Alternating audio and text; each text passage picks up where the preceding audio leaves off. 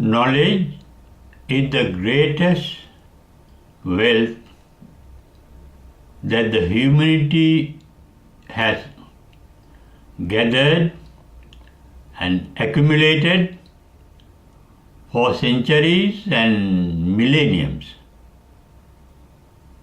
It is of great importance and value because it is the knowledge that has made our modern life more comfortable, more enjoyable than the life of our ancestors who lived in natural jungles. It is the modern knowledge that has built up all the modern cities with all the modern gadgets and equipments and comfort.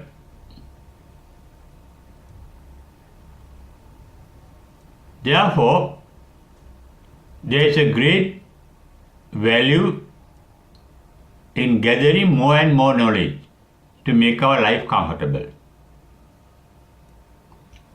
But on the other hand, the bliss of life in the enlightened one are not based on knowledge. Even enlightenment is not based on knowledge. Enlightenment is the realization of the reality of our life, ourselves, and the entire world or entire universe. Although we refer to the knowledge or the understanding of the entire world, that world that we understand is within ourselves. Therefore, self-realization is the real enlightenment. According to what the Buddha has uttered in the Rohitassa Sutta, our entire world is within our 1 fathom, our body, physical body of about 6 feet. It means we know only what our sense organs in the body have perceived, have detected.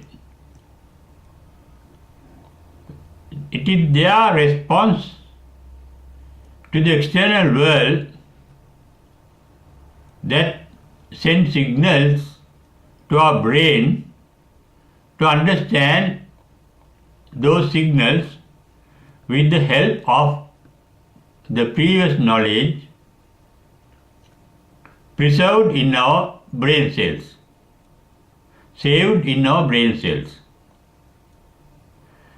And it is the savings of the brain cell that we refer to as our knowledge. As that knowledge is created by our sense organs. Whatever knowledge we have is not a perfect knowledge.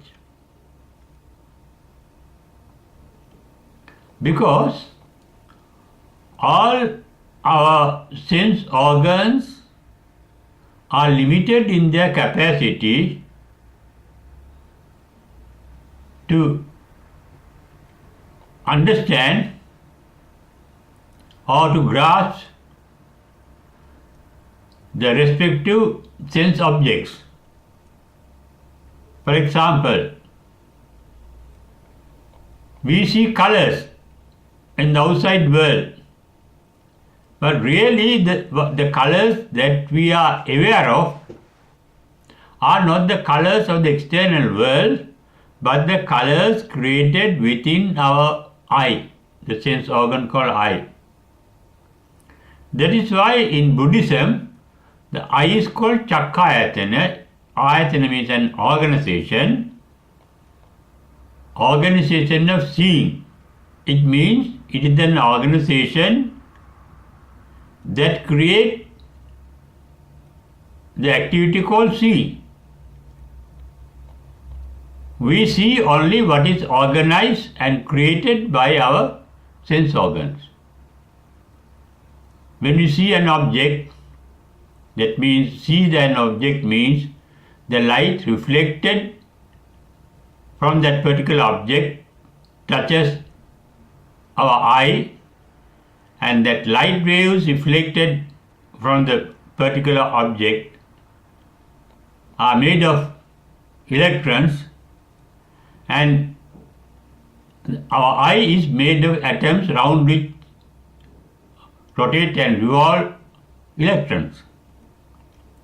Electrons in the eye and electrons in the light waves reflected from the object of the eye meet with each other, and they generate the electrical heat that we experience as some kind of sensation, pleasant, unpleasant or neutral.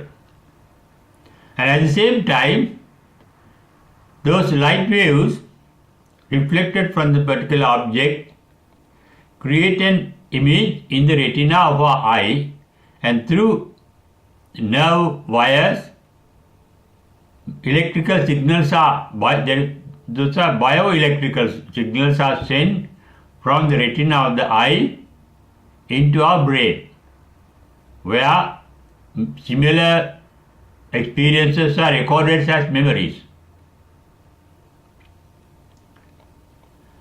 Therefore, we experience not the object outside in the world, but the images created in our eye and images thereby created subsequently in our brain.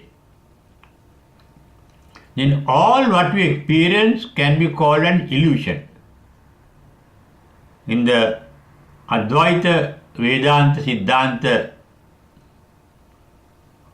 founded by Shankaracharya of India,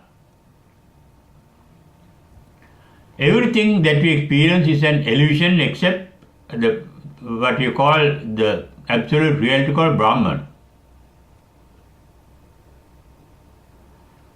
Therefore, all what we experience are illusions. We don't know perfect truth of anything outside or inside us. And we are guided by illusions that we call knowledge. When the enlightenment realizes, when an enlightenment realizes that knowledge can be called illusions, he is not guided or controlled or directed by the knowledge. He has become a part and parcel of the nature. And he does not think. He knows. After enlightenment,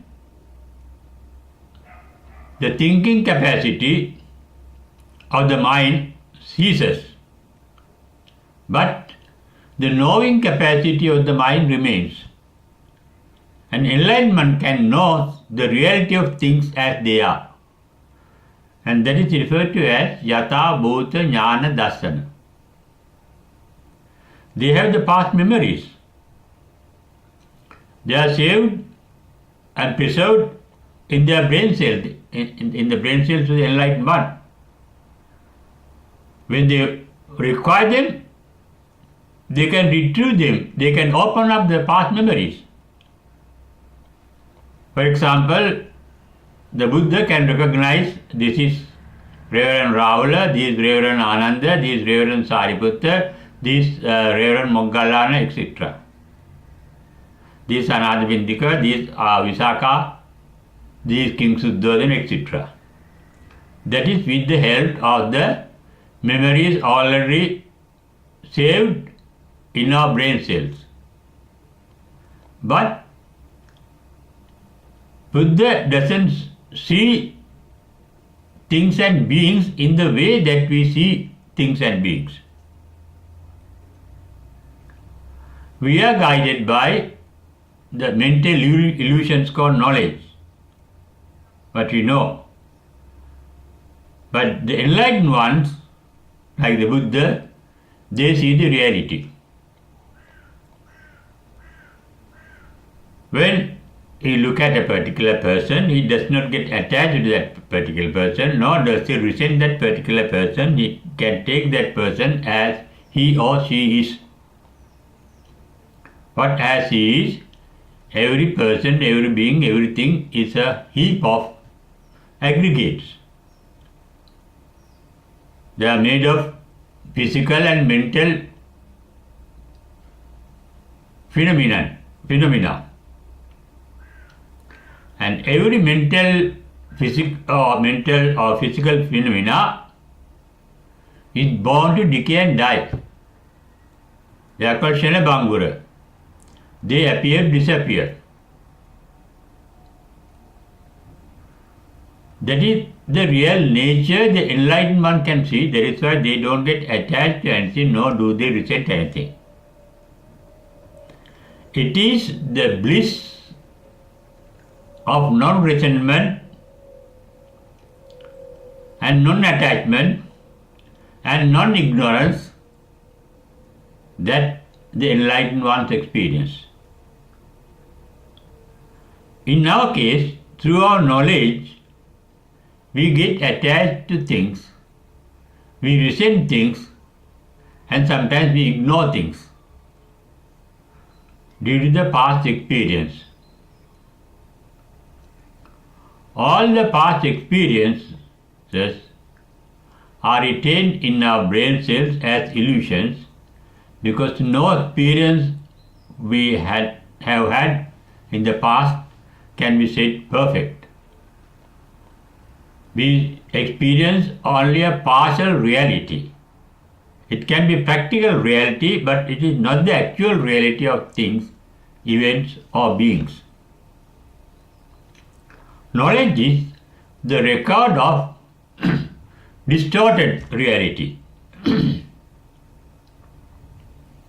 That is why the enlightened ones are not gathered by the distorted reality. In fact, they have no interest in the knowledge they have already gathered. They are not interested in the knowledge of the humanity that make their life pleasurable, pleasant, comfortable, enjoyable. They are not interested in the life or the comfort of life, because the bliss of the vacant mind that they experience is more precious, more valuable than the temporary pleasures we enjoy with the help of the things that are produced by the modern knowledge. A lot of modern equipments make our life very pleasant and comfortable. But the enlightened ones are not interested in their comforts.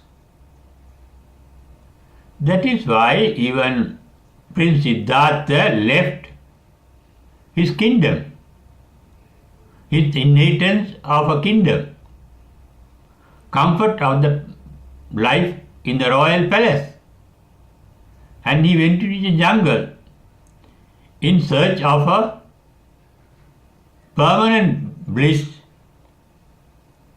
that won't be extinct. Then he realized whatever that is born is subject to decay and death. That is the realization that his first disciple, called Reverend Kondanya ascetic, realized after listening to the Buddha's first speech. Buddha himself referred to this realization saying,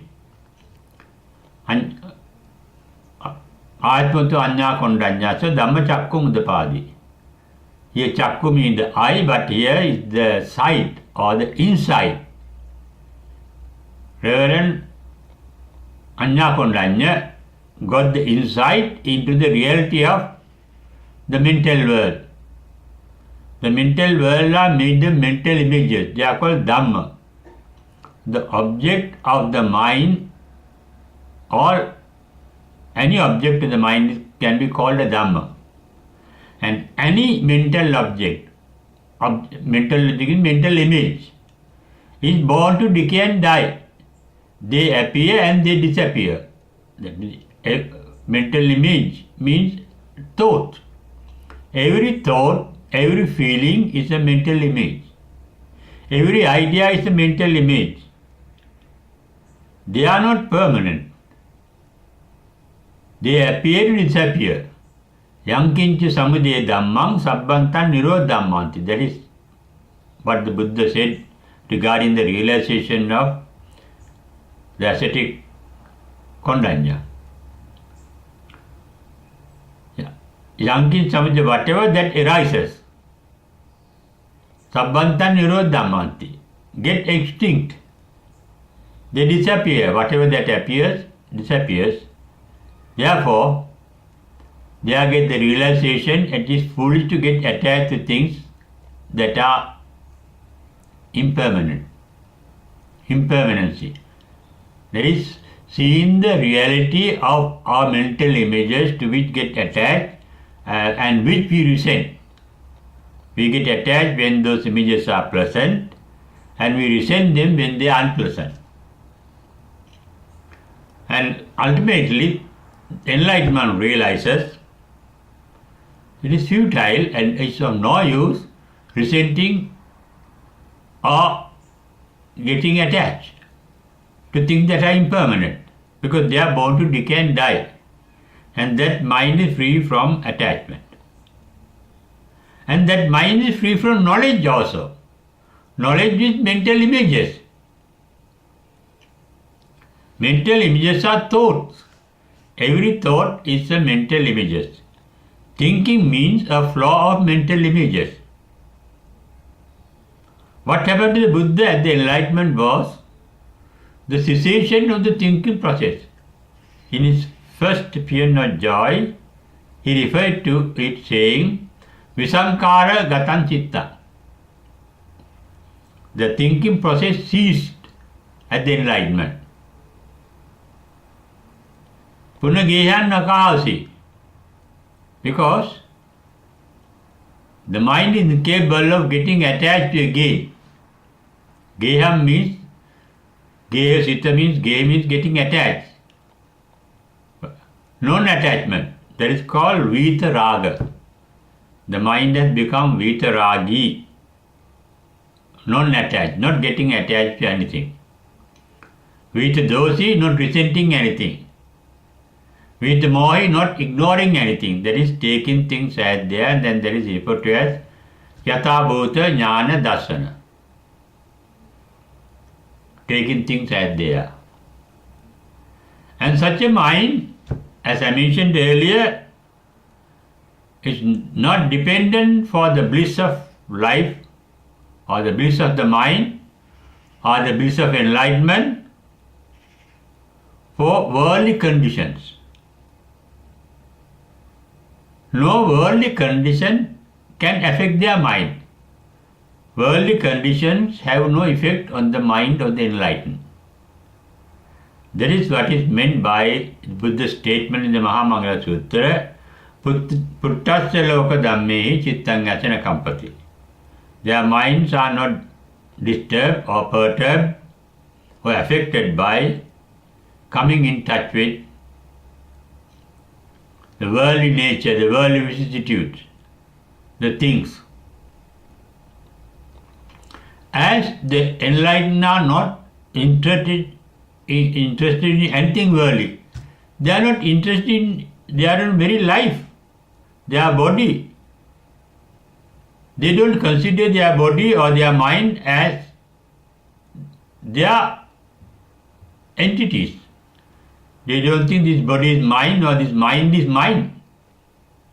Neta mama, neto hamasmi. I am not the mind, I am not the body. That is the realization they have at the enlightenment. Neta mama means nothing is mine. No part of the mental image is just that I experience are not mine. Neta mama. Neto hamasmi, I am not those mental images.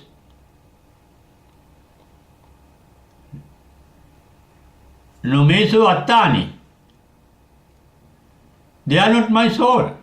They are not my inner self. They are only things that are passing by. And that is the reality, actual reality of the reality that we experience. But the actual reality of things are realized by the enlightened and we ignore them. For example, the triple nature of everything worldly is called anicca, dukkha, anatta. Anicca means everything is creative. Creative means dynamic. Everything is active in this world. Although we see things are dead, even in a dead body, the atoms are active. Even in rock, the atoms are active. Electrons are active. Protons are active. Neutrons are active. Quarks are active. The vibration strings are active. Everything is full of activity. The entire universe is full of activity. Activity means everything is getting changed from moment to moment. That is called dukkha. And it refers as viparinama dukkha. If things are getting changed, transformed every moment, nothing can retain a permanent identity, and therefore there is no need for getting attached to anything. Therefore, they don't get attached even to their own knowledge. Knowledge is not the perfect reality. Even the knowledge of a specialist, most educated, most learned person is limited. A specialist knows very little of things when compared to what he does not know.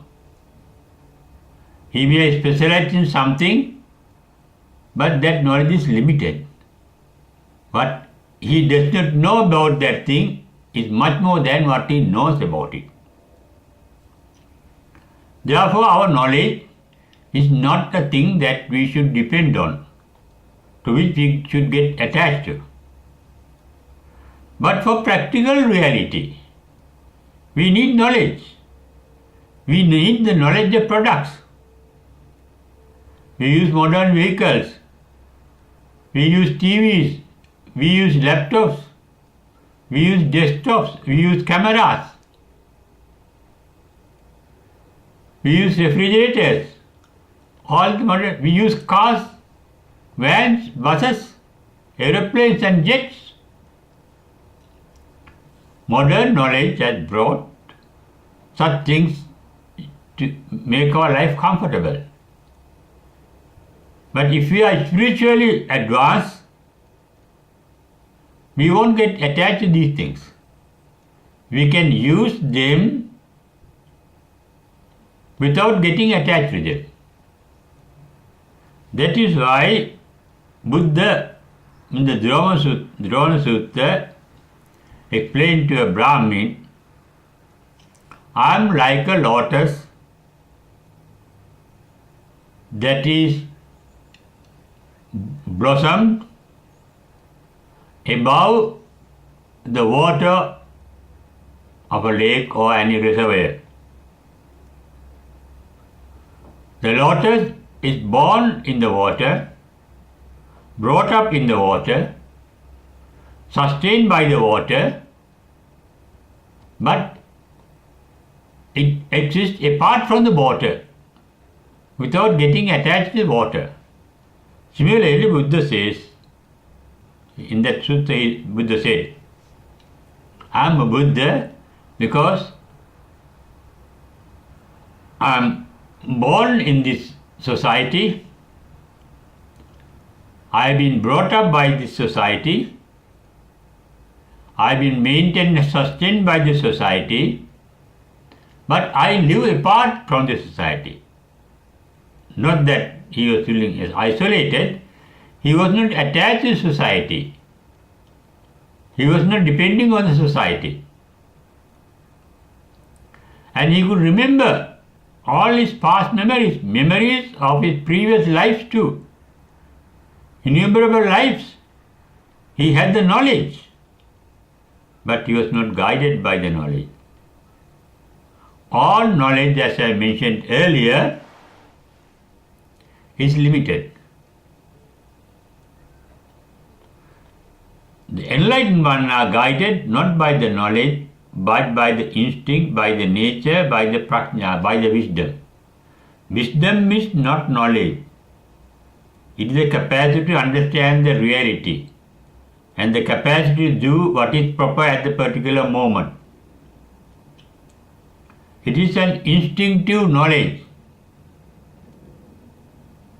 Knowledge is different from wisdom. Knowledge is acquired and knowledge is limited in their capacity, in their truth, but not the wisdom, not the insight. It is the insight into the reality of things that makes oneself enlightened. They are guided by the instinct of that wisdom. Birds, nobody has taught them how to build nests. Nobody has taught them how to fly.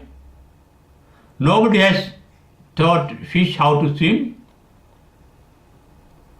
Nobody has taught young deer or calf or bull or cow to run. They do it by their natural instinct. They search food by natural instinct. They eat and drink by natural instinct. They build nests and dens through natural instinct. Nobody has taught them. Their life is not based on knowledge, but on the natural instinct. So is the life of the enlightened one. Enlightened ones, when there is hunger, they naturally go round the alms, begging alms. They need not think. Visankara gatam chittam means they don't think. So are the animals, they don't think. They behave naturally. Similarly, the enlightened ones to behave naturally. That means, like animals, they have become part and parcel of the nature. They are in harmony with the nature. We fight with the nature. We go against the nature. We have conquered the nature through our knowledge. Sometimes our knowledge is not only useful but harmful, not only creative but destructive. Knowledge has brought about the atomic bombs, fighting jets, the modern war equipments for mass destruction. On the other hand, they have produced, that knowledge has produced all the modern medicines, surgery, surgical instruments, drugs to cure our diseases, to bring in longevity to our life. Knowledge can be both constructive and destructive, both useful and harmful. But the wisdom is never destructive, always useful. But the enlightened one are not interested even in the knowledge. They are not interested in their thinking process produced by knowledge. Cheto Vimukti it is called. They are free from thinking. Because we think on the basis of our knowledge. they are free from the grip of the knowledge. Dittincha anupagamma silava dassanena sampanno. They can see the realities without the prejudices. Prejudices mean knowledge. All knowledge can be called prejudice because they are related to the past, not to the present reality. The enlightened can see the present reality as it is. But that sensation, that perception, we cannot understand. There are examples that we can show. Buddha in the Dhrona Sutta says, Vijnanam Anidasana.